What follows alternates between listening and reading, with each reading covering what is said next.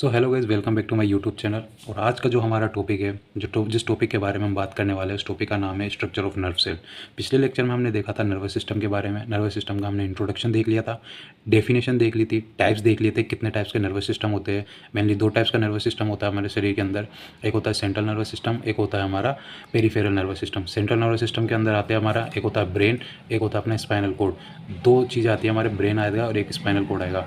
और जो peripheral nervous system है उसमें आता है एक तो ऑटोनॉमिक नर्वस सिस्टम, एक आता है somatic nervous system. Autonomic nervous system क्या करता है, हमारे शरीर के अंदर जितने भी इन्वॉल्वरी कंट्रोल होते हैं उनको कंट्रोल करने का काम कौन करता है, autonomic nervous system. Somatic nervous system क्या करता है, वॉलंटरी कंट्रोल करने का काम करता है। थर्ड जो चीज़ हमने देखी थी वो देखी थी हमने कि किस तरीके से नर्वस सिस्टम हमारी बॉडी के अंदर एक्ट करता है। ओके, अब आज का जो हमारा टॉपिक है वो टॉपिक है हमारा स्ट्रक्चर ऑफ नर्व सेल। हम बेसिकली न्यूरॉन के बारे में हम पढ़ेंगे इसमें। न्यूरॉन जो होती है, न्यूरॉन के बारे में हम पढ़ेंगे इसमें। न्यूरॉन क्या होता है, एक स्ट्रक्चरल यूनिट होती है हमारे नर्वस सिस्टम की। तो ये आपके सामने एक डायग्राम है, एक नर्व सेल का डायग्राम है। इसके अंदर मेनली क्या होते हैं, दो पार्ट्स होते हैं हमारे न्यूरॉन नर्व सेल के अंदर। पहला पार्ट होता है जिसको हम क्या बोलते हैं, सेल बॉडी बोलते हैं। सेकंड पार्ट होता है वो क्या होता है, हमारा प्रोसेस होता है। सेल बॉडी के अंदर क्या होता है, साइटोप्लाज्म होता है। ये हमारी सेल बॉडी है। इसके अंदर क्या होगा, साइटोप्लाज्म पाया जाएगा, न्यूक्लियस पाया जाएगा। और सेल बॉडी के ऊपर ही क्या पाए जाते हैं, हमारे डेंड्रॉन्स पाए जाते हैं। और प्रोसेस होता है, प्रोसेस पार्ट क्या होता है, इसके अंदर मेनली हमारा एक्सोन आता है, नर्व एंडिंग्स आती है, और हमारे डेंड्राइट्स भी इसके अंदर आते हैं। ओके, तो सेल बॉडी और प्रोसेस के बारे में हमने पढ़ा था। सेल बॉडी को हम सेकंड नाम क्या होता है इसका, पेरिकोरियन भी बोलते हैं, हम सोमा भी बोलते हैं इसके अंदर, साइटोन भी बोलते हैं और सेल भी बोलते हैं इसको। इतने सारे नाम हैं हमारे सेल बॉडी के। और जो प्रोसेस होता है, प्रोसेस मेनली दो तरह के होते हैं इसके अंदर। एक होते हैं ब्रांच्ड प्रोसेस पाए जाते हैं, एक अनब्रांच्ड प्रोसेस पाए जाते हैं। ब्रांच्ड प्रोसेस के अंदर कौन आता है, हमारे डेंड्रॉन्स आते हैं। ये जो डेंड्रॉन्स है ये हमारे ब्रांच्ड प्रोसेस के अंदर, इनके अंदर ब्रांच निकली हुई होती है, ब्रांचेस होती है, बहुत सारी ब्रांचेस पाई जाती है। और जो अनब्रांच्ड प्रोसेस है उसके अंदर हमारा एक्सोन आता है। एक्सोन के अंदर कोई ब्रांच नहीं होती, एक सिंगल फिलामेंट होता है, फिलामेंट टाइप होता है सिंगल। तो ये अनब्रांच्ड होता है। और डेंड्रॉन्स होते हैं, जो डेंड्राइट्स जिनको हम बोलते हैं, ये क्या होते हैं, ब्रांच्ड होते हैं। ये क्या होते हैं, सेंसरी टाइप के होते हैं, अफेरेंट होते हैं। सेंसरी होते हैं मतलब कि सिग्नल्स को सेंस करने का काम ये करते हैं, सिग्नल्स को न्यूरॉन में ले जाने का काम, अगले न्यूरॉन तक ले जाने का काम कौन करेंगे, डेंड्रॉन्स करेंगे। एफेरेंट टाइप के होते हैं, यानी कि सिग्नल्स को ग्रहण करते हैं, लेते हैं सिग्नल्स को। और जो एक्सोन होता है हमारा वो मोटर टाइप का होता है, इफेरेंट टाइप का होता है। मोटर का मतलब क्या होता है, ये सिग्नल्स को आगे ले जाने का काम करता है। इफेरेंट और मोटर का एक ही मतलब है, सिग्नल्स को दूसरे न्यूरॉन तक पहुंचाने का काम करता है, यानी कि कैरी करने का काम करता है, ट्रांसपोर्ट करने का काम करता है। तो हमने बेसिकली ओवरव्यू देख लिया कि नर्व सेल का स्ट्रक्चर के बारे में। नर्व सेल के अंदर क्या क्या चीज़ होती है। पहली चीज़ हमने देखी सेल बॉडी होती है, दूसरी चीज़ हमने देखी प्रोसेस होती है। अब हम देखेंगे निजल्स ग्रेन्यूल्स क्या होते हैं।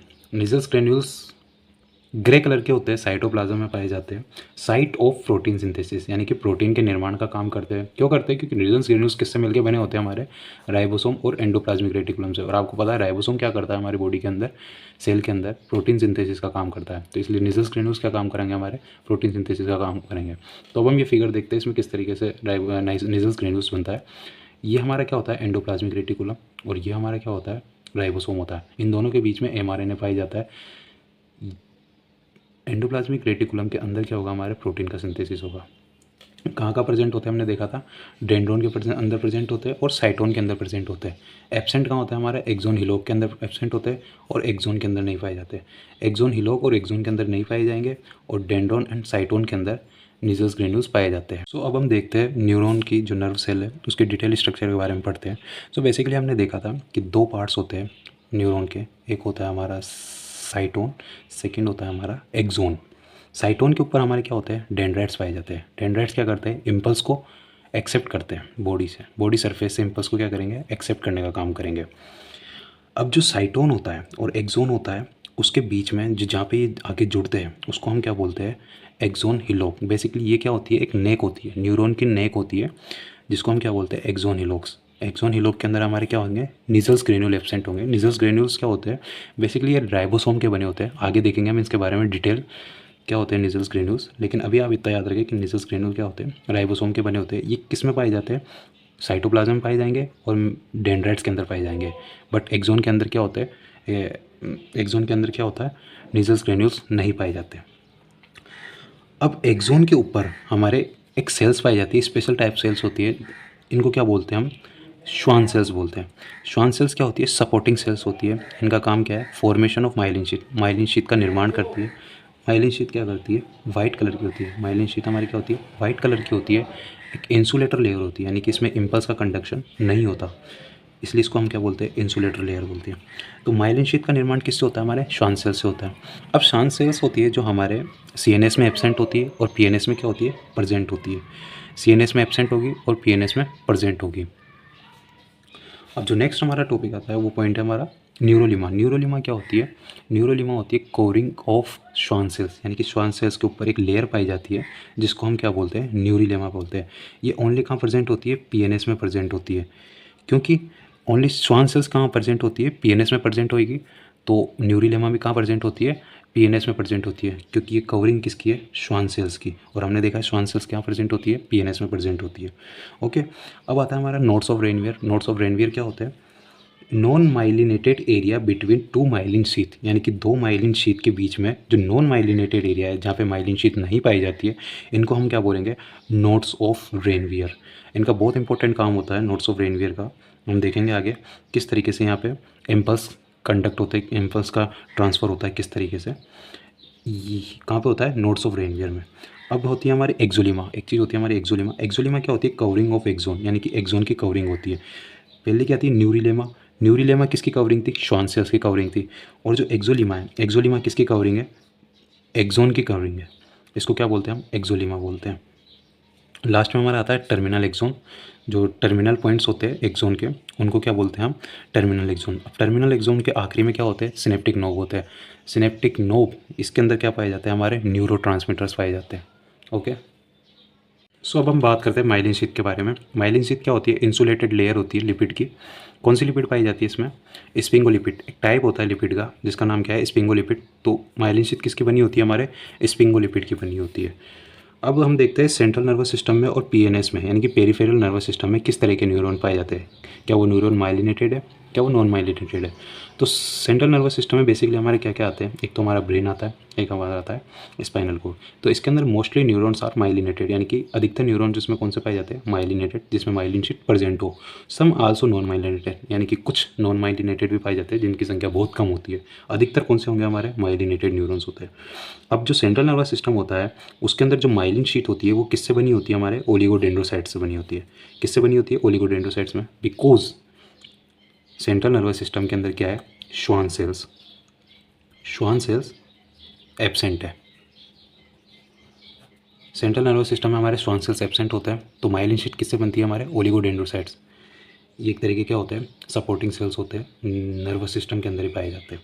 ओके, और पेरिफेरल नर्वस सिस्टम की अगर हम बात करें तो पेरिफेरल नर्वस सिस्टम में माइलिनेटेड और नॉन माइलिनेटेड दोनों तरह के न्यूरॉन्स पाए जाते हैं। किससे बने होते हैं ये, श्वान सेल्स से बने होते हैं। माइलिनेटेड और नॉन माइलिनेटेड किससे होते हैं, श्वान सेल से बने होते हैं। अब in case of non myelinated neuron, non myelinated neuron के अंदर हमारे क्या होते हैं, श्वान सेल्स प्रेजेंट हो सकते हैं लेकिन नोड्स ऑफ रेनवियर एब्सेंट होंगे। क्यों होंगे एब्सेंट, क्योंकि नोड्स ऑफ रेनवियर का निर्माण किससे होता है, माइलिन शीट से होता है। जबकि श्वान सेल्स इसमें प्रेजेंट हो सकते हैं लेकिन ज़रूरी नहीं है कि माइलिन शीट का निर्माण भी हो इसमें। ओके, हम देखते हैं कि न्यूरॉन्स के अंदर इम्पल्स का कंडक्शन किस तरीके से होता है।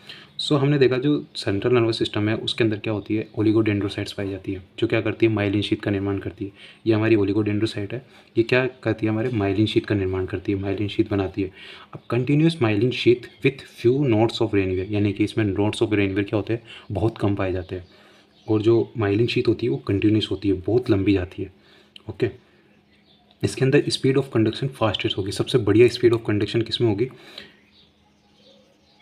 ओलिगोडेंड्रोसाइट जिसमें माइलिन शीट बनाती है, क्योंकि ये क्या होती है, इसमें नोड्स ऑफ रेनवियर बहुत कम पाए जाते हैं, तो कंडक्शन आसानी से हो जाता है इसके अंदर। ओके, अब जो सेकेंड टाइप हमने देखा है, discontinuous myelin sheath with many nodes of Ranvier. अब श्वान सेल जब माइलिन शीट बनाती है तो उसके अंदर नोड्स ऑफ रेनवियर बहुत ज़्यादा होते हैं, नोड्स ऑफ रेनवियर बहुत ज़्यादा होंगे। इसके अंदर कंडक्शन किस तरह का होगा, फास्ट कंडक्शन होगा, लेकिन फास्ट से सबसे इसके अंदर है। तो ये कंडक्शन किसके अंदर होगा, हमारे सीएनएस के अंदर, सीएनएस ब्रेन और स्पाइनल कोड के अंदर फास्टेस्ट कंडक्शन होगा। अब ये थर्ड टाइप की हमारी जो सेल है, इसके अंदर स्वान सेल है प्रेजेंट है, लेकिन माइलिन शीथ एब्सेंट है। जैसे कि हमने देखा था कि जो नॉन माइलिनेटेड जो न्यूरॉन्स होते हैं उनके अंदर स्वान सेल्स प्रेजेंट हो सकती है, लेकिन ज़रूरी नहीं है उनके अंदर माइलिन शीथ भी प्रेजेंट हो। तो माइलिन शीथ इसमें एब्सेंट है। अगर माइलिन शीथ एब्सेंट है तो नोड्स ऑफ रेनवीयर क्या होगी, एब्सेंट होगी। इसके अंदर क्या होगा, कंडक्शन सबसे ज़्यादा स्लो होगा। ओके, एक होता है salt entry conduction. Salt entry conduction क्या होता है, जंपिंग कंडक्शन होता है, यानी कि इम्पल्स जंप करके जाते हैं इसमें, तो आसानी से इसमें कंडक्शन होता है। इसके अंदर क्या होता है, जंप हाई होता है, हाई जंप होता है। इसके कारण क्या होता है, इसमें कंडक्शन फास्टेस्ट होता है। ओके, सो अगर आपको ये वीडियो पसंद आया है तो एक लाइक छोड़ देना यार, और दिल से पसंद आया है तो कमेंट करके सब्सक्राइब कर देना। और कोई चीज़ आपको नहीं समझ में आए तो कमेंट सेक्शन में आप डाउट पूछ सकते हैं, ज़रूर रिप्लाई मिलेगा आपको।